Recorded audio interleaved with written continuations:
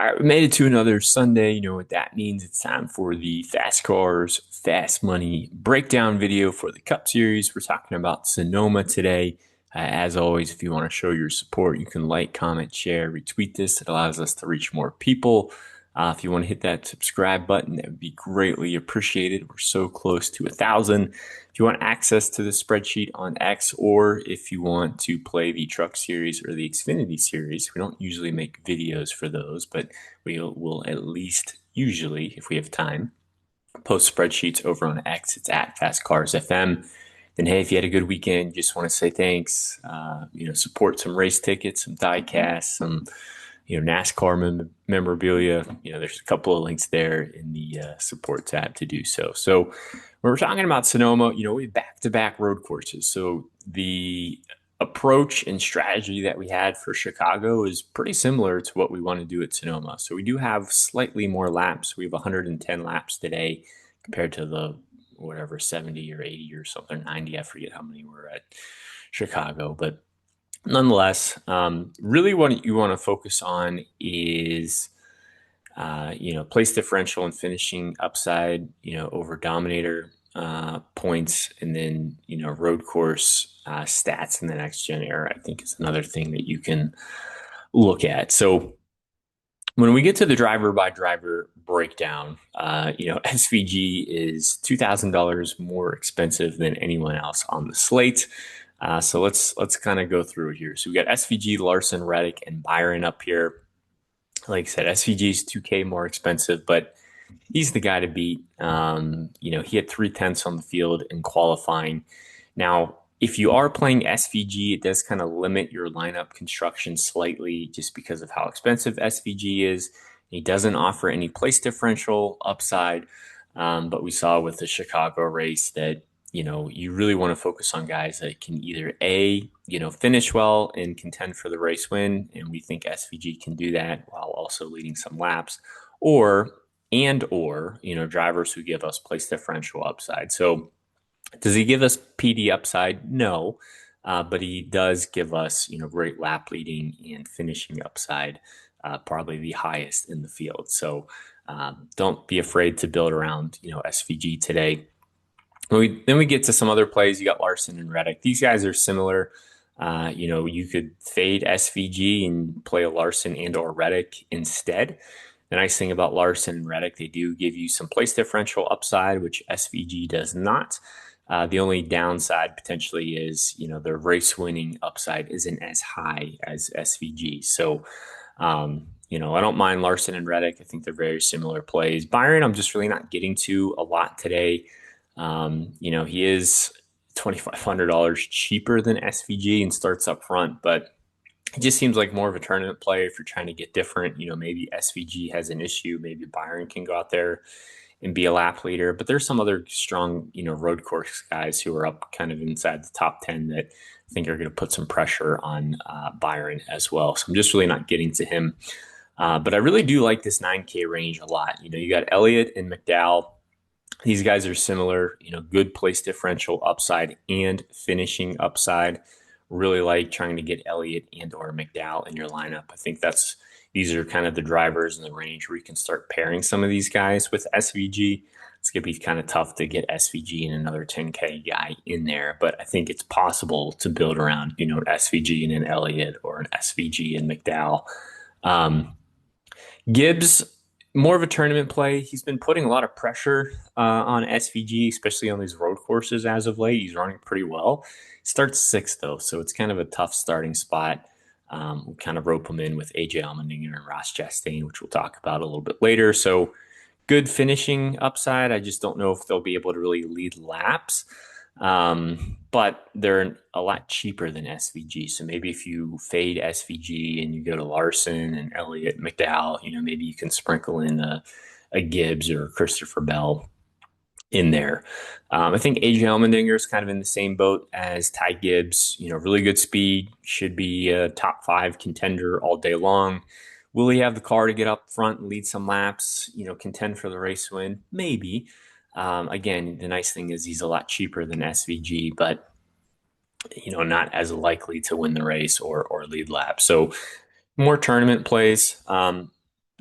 Busher, I like him a lot. He's really good on these road course races. He did struggle a little bit last week at Chicago, but that was more because of a mechanical, issue. They were a little bit down on power, which kind of, hindered his performance.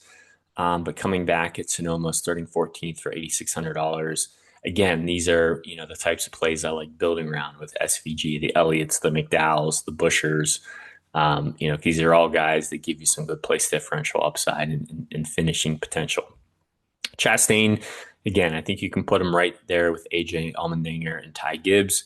We know this car has speed. You know he's going to be fast. We know he's going to be up, inside the top 10 for most of the day. And who knows? Like I said, if SVG has an issue, like everyone's just relying and assuming that SVG is going to go out there and lead laps and win the race, but you never know. I mean, he could have a pit road penalty, a mechanical issue. He could be involved in a wreck. Like the strategy could not go his way. An untimely caution, like, who are some other guys out there that you can get at way less ownership and then really also saves you a lot of salary to maybe upgrade, some of the other drivers in your line. Well, it's a little risky, but getting to the AJ Allmendingers, the Ty Gibbs, the Ross Chastains, kind of allow you to do that. Bowman, I'm not getting to. Didn't really have that good of times in practice. Kind of limited place differential starting in ninth. Kyle Busch is kind of a cheaper version of Busher, Elliott, McDowell, in my opinion. Is he as good as those guys on the road courses in the next gen era? No, but he's also a lot cheaper than those guys too, and he starts right in that same range. So I don't mind Kyle Busch today. Chase Briscoe starts second, kind of like Byron. It's going to be tough to get around SVG. And when I look at, the Dingers, the Gibbs, the Chastains up there too, I'm like, yeah, I don't really trust Briscoe that much. I think he's going to fall back throughout the field. Hamlin and Blaney usually aren't the best at road courses, which is kind of evident with their price tags. And they did qualify decently well. My concern is they're just going to fall back or kind of maintain that running spot as the race goes on. Cindric's fine. He starts in the second half of the field, gives you some place differential upside, so he's in the player pool, but probably actually prefer Logano. He was 13th in the single lap, ninth in the five lap, and I think he gives you some good value for only $7,200 starting in 22nd. Suarez put down a good time in single lap, but really as kind of the laps went on, his car kind of faded a little bit and didn't really qualify, too well. We know this team isn't going to be continuing with Suarez next year, so how much love and support is he really getting? I don't really know. He does have a win here. That was a few years ago. At this point, kind of more strategy and stuff kind of went his way, but starting 19th, I don't mind him. Again, I would still prefer Logano. Hocevar, really not too good on the road courses typically. Was one of the slower cars in practice, qualified in the second half of the field, and really just not getting to him today. Now, Bubba Wallace wasn't that fast in practice, didn't really qualify that well. However, he's only $6,900. He does have a handful of top 20s here in the next gen era. He's been running better on the road courses as of late. Him and Alex Bowman had some issues at the end of that Chicago race, but pretty relative safe option for starting 30th. Ryan Preece is in there too. He's having a pretty good year. He's okay. I think he'll probably run around where he starts. You're 17th in the single lap, 16th in the five lap average. So, I'll take that for a guy starting 20th who can finish in the top half of the field. Keselowski, starts right next to Preece and is priced right next to him, but Preece was just better in practice and qualifying, so I'd rather just lean on Preece.